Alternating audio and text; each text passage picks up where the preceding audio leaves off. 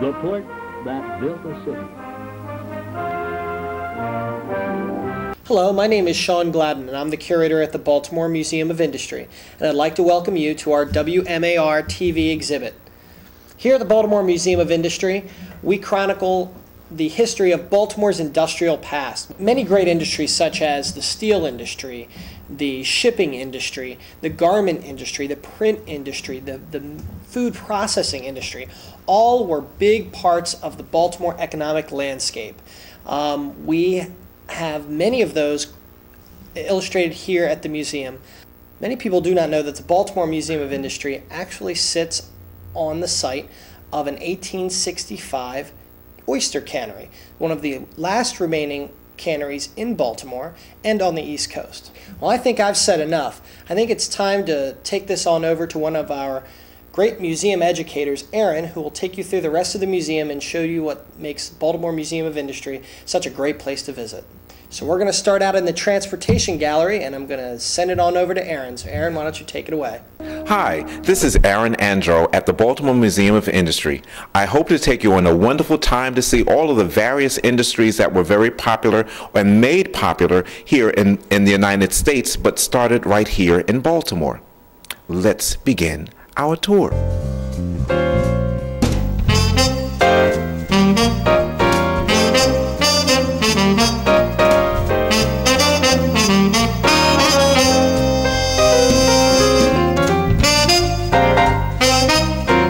Our transportation gallery. You will see many vehicles that were created and were used anywhere between 1908 to 1980.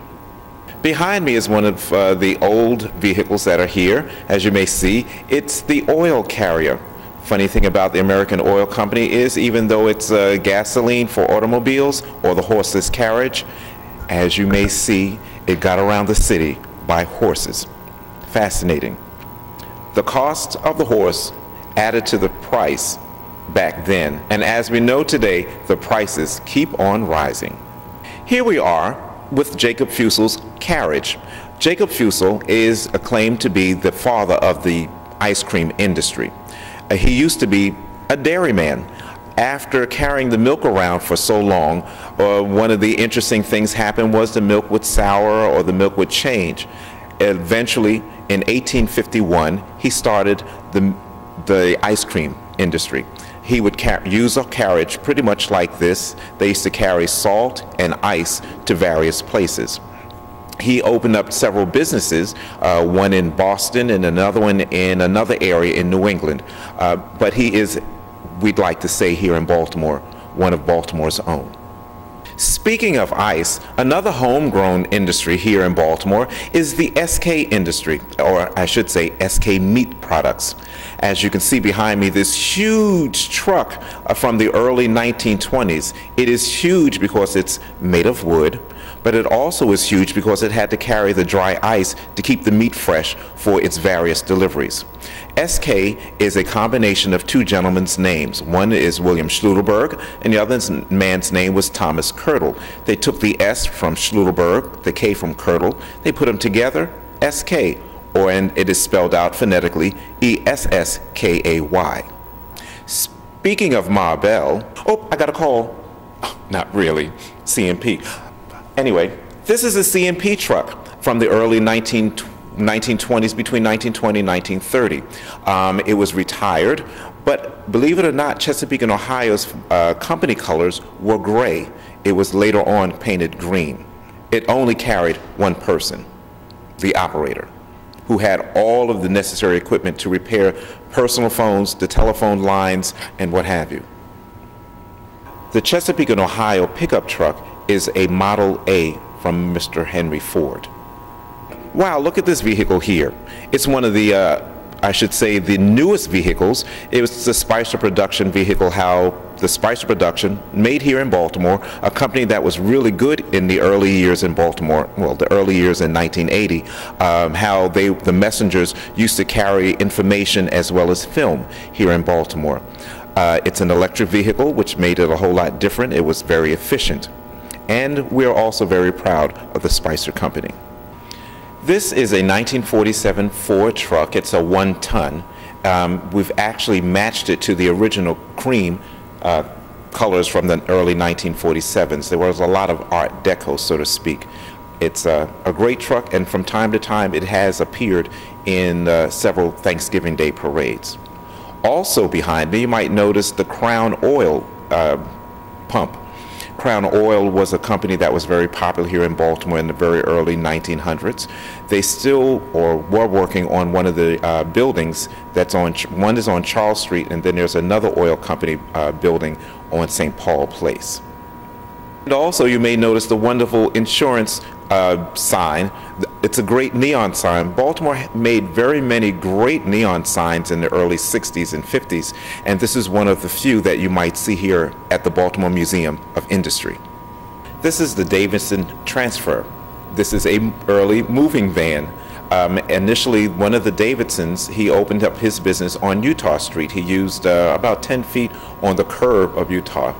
He actually advertised that they would move their people's housing and furniture to 4 major cities: Washington, D.C., Philadelphia, Baltimore, and New York. The company now is, as you may see, also it was on German Street. German Street later on has become Redwood Street here in Baltimore City. Hofburger Industry has been around since at least 1882. They used to carry coal and ice and various products, including wood. Now they just use the Hofburg name for oil. Well, I hope you've enjoyed this part of the tour here at the Transportation Gallery. So, where are we off to next?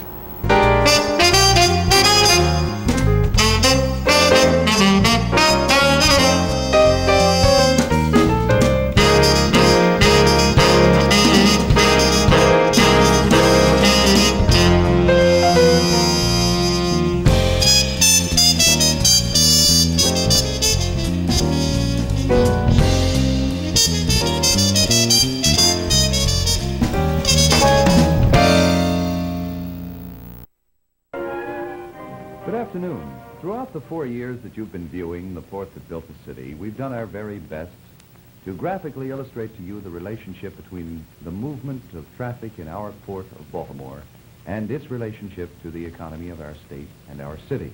His mode of transportation was the same type of ship used by Henry Hudson in his travels farther north. The Half Moon represents vessels of that era, and a few years later in 1634, the first settlers in Maryland arrived in St. Mary's County aboard the Ark and Dove. The models of these 2 famous ships are now in the Maryland Historical Society. A full collection of the original builders' models is available in the Naval Academy Maritime Museum. We're here in the WMAR TV exhibit, and as you may have seen, we were giving you some clips from the 1950s television show that was on WMAR called The Port That Built the City and State with Helen Bentley. Helen Bentley's show aired for most of the 50s and into the early 60s, and really showed how Baltimore prospered and grew as an economic port here, not only important for the state of Maryland, but all over the East Coast. The footage that you are seeing has not been seen since the 1950s, as it has been archived in the Baltimore Museum of Industry's collections for the last 10 to 15 years. Hope you're enjoying it, and there will be much more to come in the future as we are in the process of digitizing the entire collection. First come into the museum, there's a vast collection of light bulbs. Dr. Hugh Hicks. He was a wonderful Baltimorean. His specialty was collecting light bulbs. As I mentioned a little bit earlier, the Bendix Corporation was the company that made the radio that helped the Air Force for the British win the war. And we have a small collage of information over here. And what is interesting is that Bendix Corporation had a warehouse on Fort Avenue, which is like a block and a half away from us. All right. In this room, this is our movie room, and we have several pictures of several large posters of movies. There were well over 24 movies that were shot here in Baltimore. Serial Mom Killer, The Tin Men, Clara's Heart, Ladder 49, Avalon, Liberty Heights, I believe. A couple of movies by Barry Levinson. So we have some photos, and we also show a movie here in our movie room.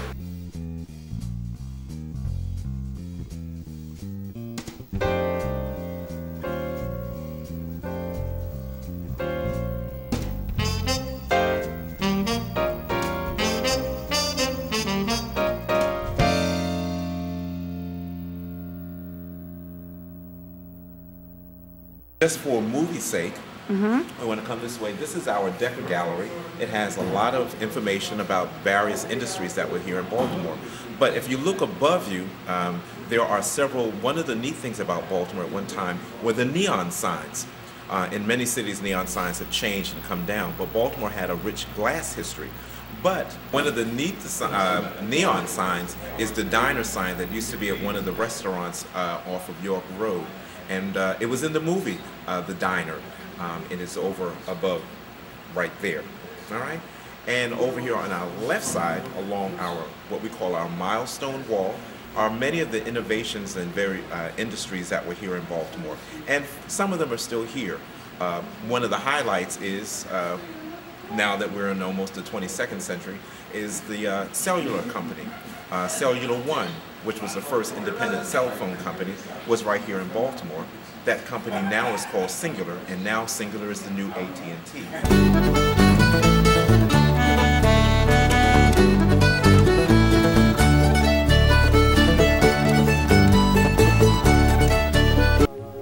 Tobacco, of course, was one of the principal exports from this area. To get it to the waterfront, slaves rolled it up and down the hills over the route now known as Rolling Road. Small craft like log canoes picked it up in the waterways now considered only a tiny branch of the Patapsco. More mills began springing up along the small tributaries and waterfronts, anywhere that the grain could easily be transported by horse or watercraft. Flour soon became one of the area's principal products. Welcome back. Now we're going to take you over to the garment industry, to our garment loft, where we have a replica 1920s, 1930s Baltimore sewing shop. We're going to take it on over to Aaron. Welcome to the Garment Gallery at the Baltimore Museum of Industry. Here, there's lots of rich history about making clothes. Initially, the first clothing factory in the United States was made for men. Men were sailors. Boats got around on sails. So the uniforms were made by a lot of people that worked at the garment factories here in Baltimore City, because Baltimore also is one of the most western ports on the United States. Uniforms were being made for the sailors. Initially, sailors' uniforms were only a t-shirt and a slack. Then later on in the 1860s, because Baltimore was a southern state, but it was in the middle, we made here the uniforms for the Union soldiers, as well as uniforms for the Confederate soldiers. All right, as you look around in our gallery, you'll see the bolts and bolts of fabric. You'll also see lots of threads here. Baltimore, again, was very important because in sending the cotton to the north from the south, it stopped here in Baltimore. And then when the fabric was made in the north, it was shipped towards the south. And again, Baltimore was one of the first places that a lot of fabric was made. Also, some of the wonderful things that happened and some of the awful things that happened in the garment industry is that women were the least paid workers. Women were not very skilled workers. They were at one time not allowed to go to school. They weren't very well trained. However, they were excellent sewers. So women did the sewing. The skilled job in the garment industry were men who had to do the cutting of the fabric, as well as, believe it or not, men did the ironing. Yes, men do iron from time to time. So that was one of the very highly paid jobs in the garment industry. Another fascinating story about the garment industry is that there was a time when, and there still is in some places, people only were paid by how much they produced. They didn't get paid by an hourly wage or a yearly wage or salary, so to speak. It was very commonly called piecework. Women would sew sleeves, collars, you name it, and they were paid by how much they produced. And that was very popular in the garment industry as well as many other industries. You only got paid by how much you produced, piecework. Unfortunately, women worked 10 to 12 hours a day in the garment industry. At a time, sometimes they didn't even take their lunches. And the garment loft was one of the highest parts in the building. So when heat rises, as we all know, sometimes they would want to faint or they just felt tired. In the garment industry, there was a mattress where the women were allowed to take a nap. And obviously, yes, if they were taking a nap, they were not getting paid. And that, again, is one of the many reasons why they only were paid piecework. Lots and lots of women did the sewing. In the garment factories, many garment factories, there were at least anywhere between 30 to 60 women working at 10 hours a day, 6 days a week on any given day. Here in Baltimore, we have lots of garment factories, garment companies. London Fog is one of the old garment factories that was here in Baltimore. There was also Sam Glass. Sam Glass was a good company here. Another funny thing about the garment industry, and as also you might notice in here, are what are these umbrellas doing here? And what are those hats over there? Well, there was a time when the straw hat or the Panama hat, which the gentlemen preferred during the summer, were made right here in Baltimore. People would travel from the north, anywhere from Massachusetts, from New York. They would come to Baltimore to get a Panama hat. And those hats would only last for one season, so they would return year after year after year. And what about the umbrellas and the parasols? Well, believe it or not, up until the middle 1960s, Baltimore was the umbrella capital of the world. There were two gentlemen who patented the way the ink stayed in the umbrellas and in the parasols, because there was a time when it rained, the ink or the dye would run down the cane and our hands would get stained. And so very often the women wore gloves. It was a very common thing to wear gloves, especially the women, when it rained and when they had to carry those umbrellas and parasols. But yes, up until 1960, Baltimore was the umbrella capital of the world. Conditions in the garment factory and in many of the shops were not at all pleasant. In fact, women did not have it easy at all, and the women were a lot sturdier. For instance, here in Baltimore, we have what's called the wharf rat.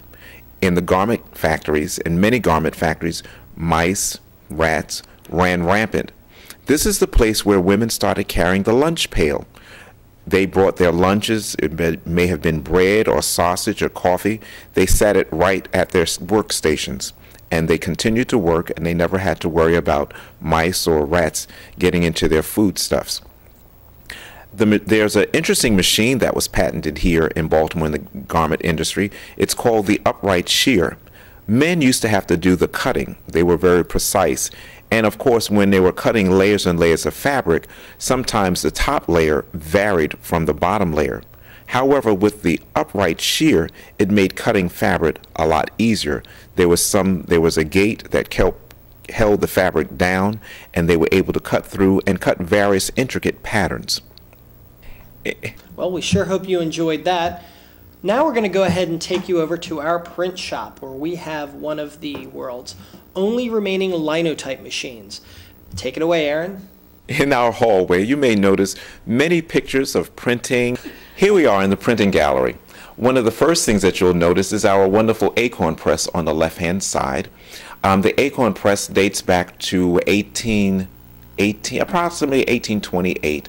It's the grandchild, or I should say the grandchild of Mr. Eli Gutenberg, who invented the first press in the 1500s. Printing is one of the fastest growing industries. It has changed from 1500 to now in 2000. We can do things so rapidly with the computer.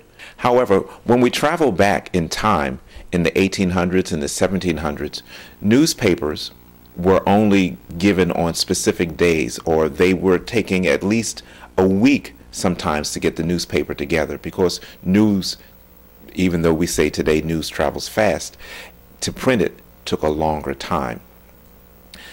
The Gutenberg, when he started the printing press, he put letters on, made letters out of wooden blocks.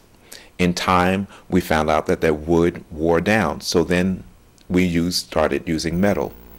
In the acorn press, they would put all of those words and letters together to make the paragraphs and what have you. What's nice about the acorn press is that it has the newer invention of an elbow, which pushes more pressure on the two plates that come together. The letters are put together in a frame. That frame is called a chase. Then we have to ink the chase. We ink the chase with what's called a brayer. Initially, the ink was a combination of a couple of different chemicals and dyes. And it was a rag that they used to use and pound all of that over top of those letters. Then the paper is put on inside another frame, and then it is rolled over and pressed. Then we have our newspaper, or at least we have one page. It took at least 20 hours to maybe put a paragraph or 3 paragraphs together using this method. Also in here, we have the linotype machine, which is the next major phase of the printing industry. After the acorn press, or hose press of the 1820s, we have Mr. Mergenthaler's linotype machine, again, which was patented in 1898 here in Baltimore, Maryland. The linotype machine made it a lot easier to make papers and other books and publications. Instead of having to take those letters letter by letter by letter, the linotype machine was able to put things together line by line by line. And for some of us who are over 40, may remember at a time when we had to make our papers, we had to do our resume, or we had to format our theses. We had to do that by hand, and we had to think out by hand, as opposed to with the computer, all we have to do is touch left justify or right justify or center. Well, on the linotype machine, it had to be physically done, and it made it a whole lot easier, whereas when you made a mistake, you could go to the line and make your corrections from that point downward, as opposed to on the acorn press and all of those presses that came prior to that, you would have to change everything. Every letter, every line had to be totally reconfigured. Also, we have in the printing industry here in Baltimore at the Museum of Industry, we have what's called the Chandler press. The Chandler press is a neat contraption where you're able to step on the machine and it will rotate, the ink will rotate across the chase, and then the inkwell will rotate 10 degrees every time the presses go across. It at its maximum speed, it would be one person operating it. They would be able to make at least 300 copies of whatever the article might be in 1 hour, which is pretty quick considering in 1700s and in the 1800s, in order to make 300 copies of anything, it would have taken maybe a week, 5 days. We also have here in our print gallery one of the oddest things, which is a, believe it or not, a portable printing machine. Portable press, believe it or not, is called the Prouty press. That's Prouty press. The Prouty press was the first portable press in the 1870s. It was able to ink the paper as well as it was able to slice the paper so we would have pages. The Prouty press, the first portable press. It was used, believe it or not, by a minister who preached the evils of alcohol. The computers are something that could fill up a whole room at one time. And the way it has affected here Baltimore is that some of the computers are actually big enough where they are used for the printing industry. They are used by the Sun paper. You can probably walk into a computer and change a font or change the color just by walking inside a computer. Some of us may think, what? Well, the modern computer that we have at home, the as we call it, the desktop, was something that would not have been fathomed maybe 30 years ago, even 10 years ago, well, 30 years ago. And we have some of the older models. The Xerox machine, a lot of us have learned not to say, oh, I'm just Xeroxing something. We have now learned to say, I'm just copying something. But Xerox was a wonderful company, and we have a huge copier from the Xerox company. when it comes to the printing industry, one of the oldest printing companies here in Baltimore and in Maryland is the Snyderite Company. They started here in the middle or early 1800s. They prospered because Baltimore was the second largest port of entry to the United States. So there were people coming here from all over the world. They may not have been able to speak English. When I say the world, I mean Europe, in specific Central Europe and Eastern Europe. There were lots of people coming here and getting communication and communications as far as newspapers, as far as books and what have you. The Snyderite Company was very big here in Baltimore, and they're still around. They've moved out on Reisterstown Road, I believe, but that company has made Baltimore a leader in the print industry. Also, another printing industry leader is the Waverly Press. They've donated lots of equipment here. We have several printing presses. We have several of the smaller presses which were used in changing the fonts and changing letter styles and what have you. Come and see. On Saturdays, we have a gentleman who actually operates one of the machines that changed the printing industry from the latter part of the 1890s all the way up until 1975. A gentleman by the name of Ottmar Mergenthaler. He was a German immigrant. He was a watchmaker by profession. That is, before he left Germany, he was a watchmaker. Watchmakers are very intricate and very particular people. He moved to the United States by way of Locust Point, which is the area where Domino's Sugar Factory is. He went to Washington, D.C. with his cousin and stayed there for approximately 2 years. His cousin, obviously, was a printer. And then when he came back to Baltimore, Mr. Mergenthaler worked on a machine which now became the linotype machine. The linotype was initially made in 1896. It was patented in 1898, and it was used, various stages of it was used through 1975. In 1975, we started using computers in the print industry, which again revolutionized the way papers and magazines were printed. Ottmar Mergenthaler also started the first engineering school, which in Baltimore we have a school named Mergenthaler, or its shorter name, Mervo. It was the first school in Maryland and perhaps on the East Coast where one could go and learn the printing industry. And in fact, they even had an evening school, or a night school as we call it, where one could learn a lot about printing. Okay, welcome back. We're now going to take you back in time to a replica old pharmacy here in Baltimore. This is the Bunting Pharmacy. Mr. Bunting was the inventor of a world-famous product called Noxzema, which was invented right here in Baltimore. So now we're going to go to the drugstore pharmacy, something you might have seen in an old movie like It's a Wonderful Life. Another wonderful, beautiful thing about Baltimore is some of the ingredients that we use to keep ourselves looking beautiful. We also like having beautiful teeth. Baltimore had the first dental college in 1840. But here we are in our pharmacy. This pharmacy was what you see in this room, if you can see anything in this room, is about 80% of what used to be in Dr. George Bunting's pharmacy that used to be at 6 West North Avenue. Here, Dr. Bunting is famous for this wonderful product that came out of a blue bottle.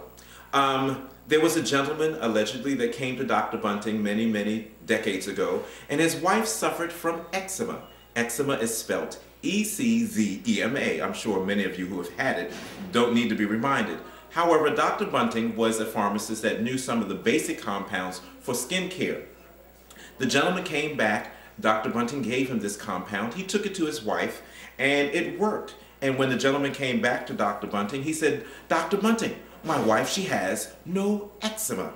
No eczema, which is spelled N-O-X-E-M-A. And for you wonderful English and grammar spellers, we know that spells Noxzema, the wonderful product invented right here in Baltimore, and it has now become the Noxell Corporation, and it's now an international company. Started right here in Baltimore. Another product here in Baltimore, as I reach over, Broma Seltzer. There used to be a wonderful landmark on the corner of, it still is a landmark on the corner of Utah and Lombard Street. Broma Seltzer was also a product that was invented by a sea captain to keep his wife happy. She had indigestion. And as you can see, Broma Seltzer has 12 letters in it. The Broma Seltzer clock tower has 12 letters in it, spelling out the time. A product came right out of Baltimore. And please note, it's in a blue glass jar as well, pretty much like the Noxzema. Baltimore has a rich history in blue glass also. The counter is for the seltzer water, the soda products. The pharmacist was a place where people had their social gatherings. Also, the pharmacy was where people, generally speaking, we take a lot of the wonderful conveniences that we have for granted, such as color televisions, telephones, radios. There was a time when everyone didn't have a telephone, so at the pharmacist had the neighborhood telephone. There was a gentleman that may have worked here, the soda jerk, because they used to pull these knobs back. He would also answer the phone and run to the actual address to say, there's a phone call, you have to come back down to the pharmacist and answer your private call. There were party lines, so to speak. More people had party lines than individual lines. And that was a neat place that you could meet your boyfriend or girlfriend. You came down to the pharmacy to not only get your medicines, but also to get something just to lighten your day.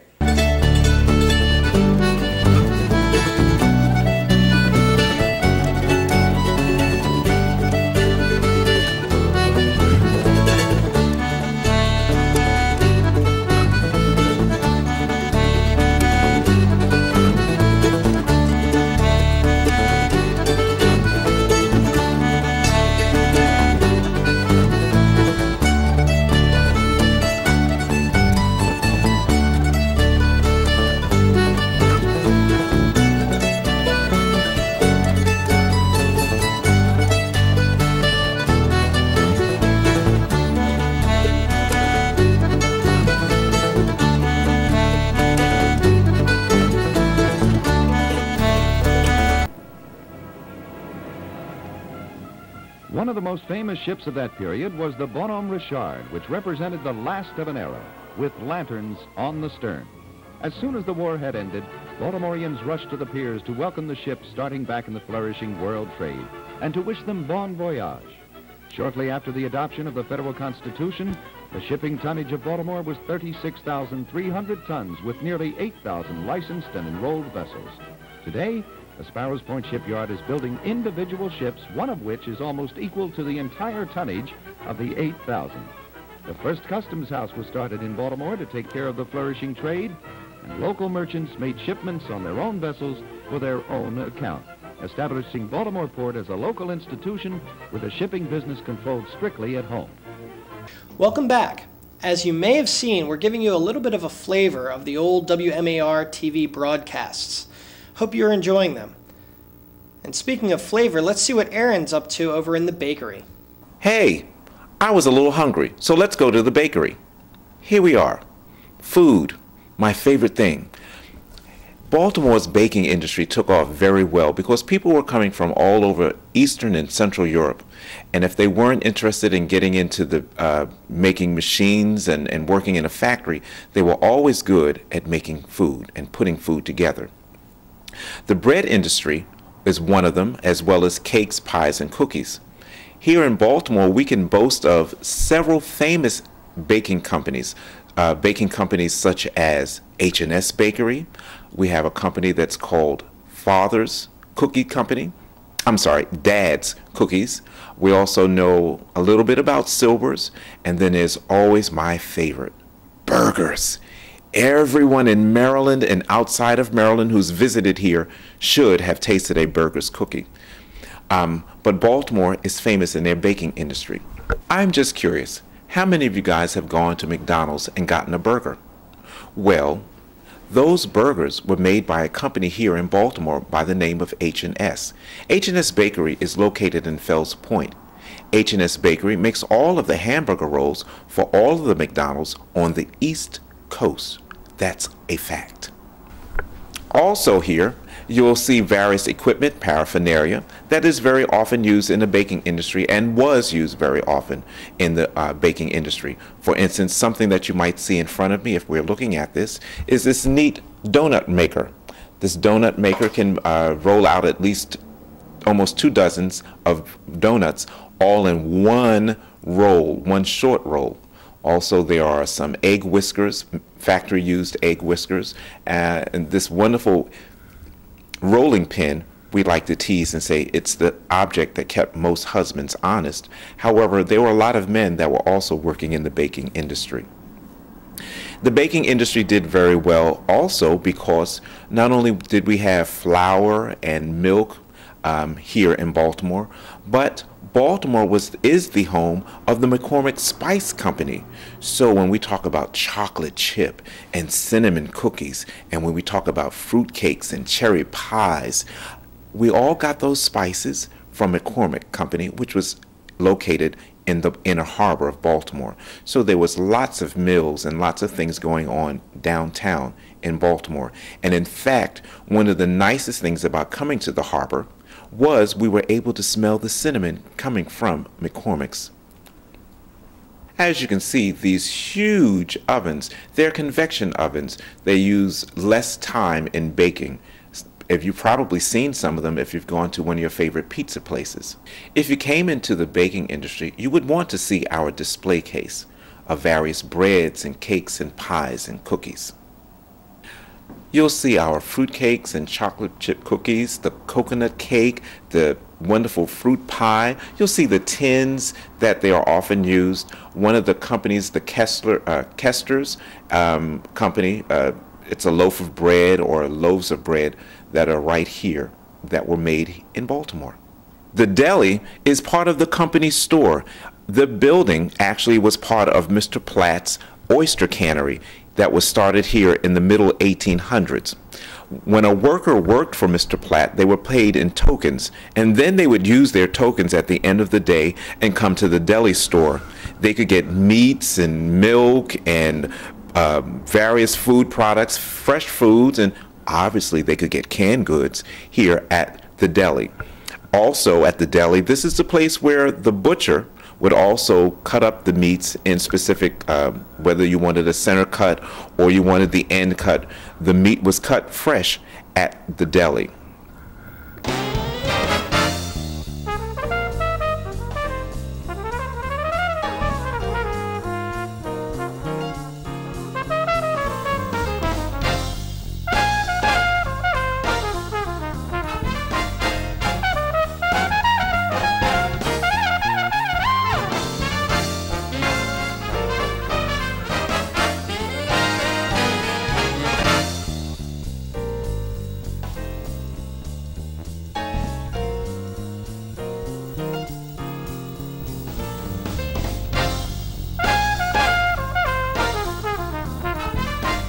Ice cream, ice cream, ice cream for ice cream. Hendler's Ice Cream Company was one of the first factories in the United States that actually manufactured their ice cream without human touch. They were able to put it in the containers and then bring it directly to the stores. Hendler's Ice Cream was one of the factories was located on right off of Cold Spring Lane. The other neat thing about Hendler's Ice Cream is that they were the first company that put the chairs and tables on the outside of the company or outside of the store so that we could have what's called the cafe look. Well, they did it many, many years ago. Hendler's Ice Cream has changed hands. They were bought by the Borden's Company, the company that has the emblem using the cow. But Hendler's was a pretty good company in its day, very innovative and very creative. While we're in this room, you'll also notice several pictures that deal with the meat industry. Two men, one name was William Schluterberg, another man's name was Thomas Kirtle. They started a meat industry or meat company well over 100 years ago. When I mentioned Southwest Baltimore, on Washington Street or Washington Boulevard, there was many times farmers would run their pigs and cows down the street to the slaughterhouses. Sometimes slaughterhouses were right off of the riverbanks. Yes, I'm talking about Pigtown. Those pigs would run down the street. And then when they got to the slaughterhouses, they would be cut into the various parts and cuts and what have you. Several of the machines that you'll also notice here are, for instance, the gas-powered saw. Obviously, they use that to cut through the bones of the pigs and the cows. Then we have, well, as I was talking a little bit about William Studelberg and Thomas Kirtle, they were part of the sausage business. They made the wonderful Italian or the sweet or the hot, spicy stuff. Well, some of the equipment that's here was used in making those sausages spicy or sweet and what have you. So that's what they use the equipment for in here. And then we even have a meat slicer when you had large portions of meat. And when we went to the delicatessen, we wanted to get maybe a quarter pound or a pound of turkey, or we wanted a quarter pound of bologna. Well, those machines, some of those machines were used to cut the meat. The flooring, you asked about the flooring. Well, this building was initially erected in the 1860s. There was a fire here, and then in 1871 it was reconstructed. This floor, most of this floor, has been around since then. Floors is part of Mr. Platt's building from the 1870s. Sandy Platt, his nickname was the initial founder and creator of this building, which is part of the Baltimore Museum of Industry. The flooring is original. It's pretty wide, the planks, and it is rumored Mr. Platt, if you lost your token or dropped your token and it fell through the cracks, he had the key to the basement, and you would not get your token back at the end of the day or the week. So hold on tight to your money. Domino Sugar. Well, Domino Sugar is one of the big companies here in Baltimore City. In fact, it is one of the few companies that is still here on the harbor. Domino Sugar Factory was started in the 1920s in its present location, and now it has grown into world famous. They have a wonderful way of packaging the sugar. The Domino Sugar Factory sign is a landmark here in Baltimore, and in fact, if you want to know a little known information about it, the Domino Sugar Factory, that lighting, the neon sign, is approximately one basketball size court big. Imagine that. Great job, Aaron. Now we're going to go ahead and take you to our working machine shop, where you get to see where a working blacksmith works and what an old 19th century lathe looks like. Well, why don't you follow me into the blacksmith shop and the machine shop, another interesting place here at the Museum of Industry. The first thing you'll see in our blacksmith shop is the forge. You'll also notice there's various pieces of equipment. Don't be fooled. Some of it is metal and the other part of it is wood. We use the wood for imaging and as shape makers or formats. We have an actual forge that works. We have a gentleman that comes in maybe once a month, and he'll do some reenacting of different metal pieces. Baltimore was pretty big in having blacksmith shops because we had horses prior to the horseless carriage. We also needed forges in order to make some of the metal pieces for a lot of the factories and factory equipment. And then we also have horses here. Believe it or not, Baltimore is one of the few places that they make horseshoes for the racehorses. And then further over, we have our machine shop. As the machines started taking over the operations of what humans do, we have lots of machines, and a few of them are even from the 1870s. Those machines are called lathes, L-A-T-H-E-S, lathe machines. Those leather belts are attached to a shaft that runs along the length of part of the building, and when it is turned on, we can run several lathe machines all in one spot. It is pretty much like some real machine shops some people have in their factories or some people used to have in their backyards. Behind me is the blacksmith shop, one of the interesting places that is here in the museum. On my left, we have what's called the whetstone. This is the wonderful contraption where the blacksmith was able to sharpen his equipment or shine his equipment.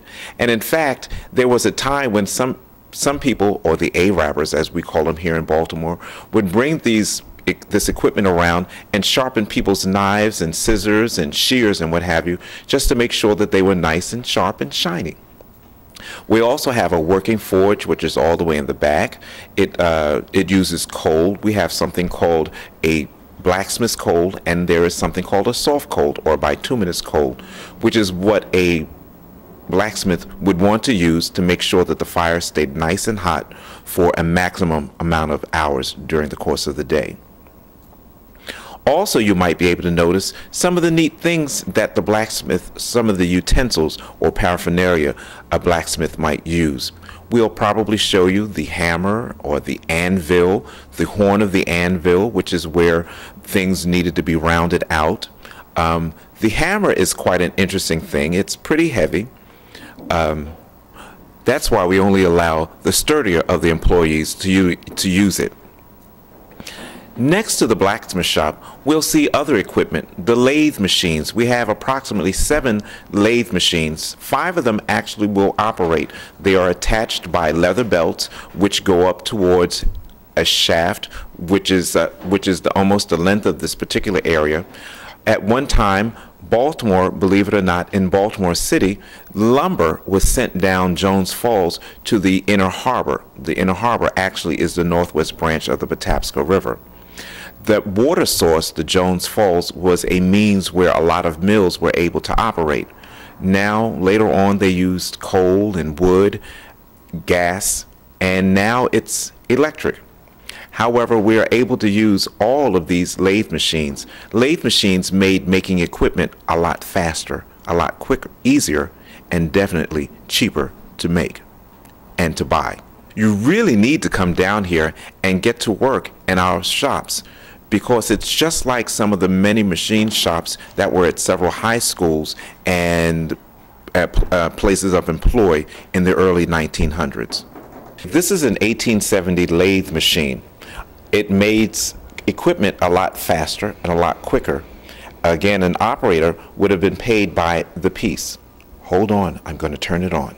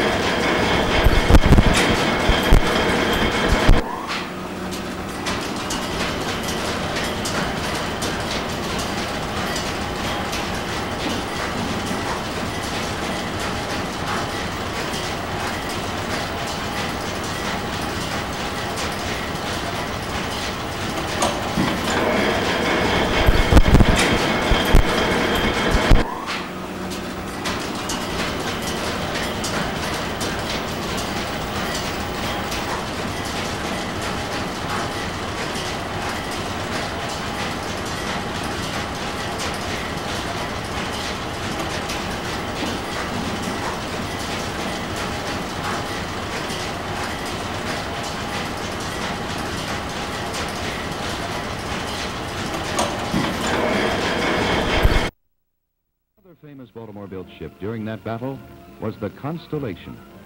During this conflict, Baltimore was threatened many times as the British fleets wended their way up the Chesapeake Bay to the mouth of the Patapsco River. Fort McHenry was placed under the protection of 32 heavy cannon. Brigs, schooners, frigates, and other small ships filled the river easily within view from the top of Federal Hill as they fought for position and the port of Baltimore. Then came the bombardment of Fort McHenry, and the war was felt in every home. Baltimore rose to international fame by holding its own during that battle, which was the turning point in that war. And here the famous document of our national anthem was written by Francis Scott Key. Only recently, the original copy of Francis Scott Key's immortal words was presented to the Maryland Historical Society for permanent keeping. They have encased this memento so that even age will not turn it. It's truly one of the nation's most important documents, and one that is all Baltimore. Baltimore early became a leading iron-making center. Jones Falls was used for more than industries. People were actually baptized right out in the stream in the center of the city by churches of many faiths. The Baltimore Exchange Building was planned to house the Customs Service and banks like the Merchants National, which later became part of the First National. As the city grew, so did the types of ships. Here the Savannah became the first American flag steamer to cross the Atlantic. and transportation within the area had to be expanded to handle the growing commerce. These box-shaped cars were used between Baltimore and Ellicott Mills. As Baltimoreans feared the construction of the Chesapeake and Ohio Canal as a threat to their trade, their ingenuity caused them to come up with a steam engine, the Tom Thumb, which puffed away at 12 miles an hour to Ellicott City. And the busy milling town increased its production of flour for export through the port of Baltimore. Charles Carroll was prominent in starting the Baltimore and Ohio Railroad, the nation's first. Influences all the towns immediately in this area, as well as going out to the entire state of Maryland, as we pointed out recently. All of these towns in this area have industries that involve importing and exporting over on into the eastern shore. Well, Helen, it was a great pleasure being able to repeat this history of the Port of Baltimore. We hope the folks out there enjoyed it, too. We hope you enjoyed your tour of the Baltimore Museum of Industry. We are open Tuesday through Sunday from 10 to 4 and are available for individual and group tours as well as school tours. Feel free to give us a call at 410-727-4808 and book your next tour here with us and enjoy everything that the Baltimore Museum of Industry has to offer. And to find out what's going on at the Baltimore Museum of Industry, please feel free to visit our website, www.thebmi.org, to see what upcoming exhibits and events we have going on here at the museum. That's it for today. This is Sean Gladden, curator of the Baltimore Museum of Industry, thanking you and signing off. So, see you next time.